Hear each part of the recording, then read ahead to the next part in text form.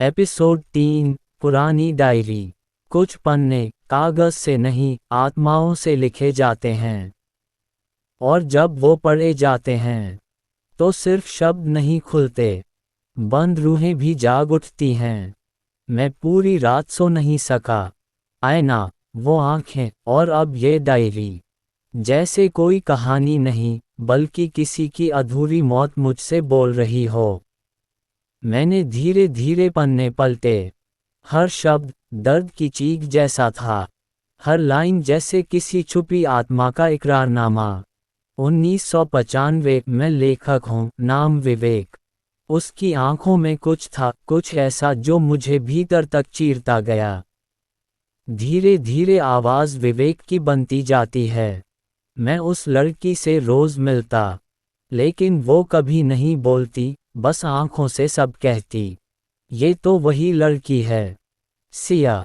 लेकिन ये डायरी तो 30 साल पुरानी है। वो मेरी रूह में कुछ छोड़ गई है। अब जब मैं लिखता हूँ, वो मेरी कलम पकड़ लेती है। मुझे अचानक लगा, मेरे हाथ अब मेरे नहीं रहे सीवी। जैसे कोई और लिखवा रहा हो मुझसे वही सब जो उसने विवेक से लिखवाया था। डायरी खत्म हो गई, लेकिन कहानी नहीं। अब मुझे यकीन होने लगा था, ये लड़की कोई इंसान नहीं, ये एक फंसी हुई आत्मा है। और शायद अगला शिकार मैं हूँ।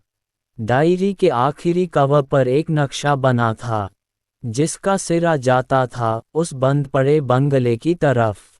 अब मेरे पास दो ही रास्ते थे, या तो सब छोड़कर भाग जाऊं, या सच का सामना करूं। आदित्य अब उस बंगले की तरफ बढ़ रहा है, जहां कभी सिया जिंदा थी, और आज उसकी रूह है। अगले एपिसोड में क्या होगा जब अतीत के जिंदा डर से उसकी मुलाकात होगी।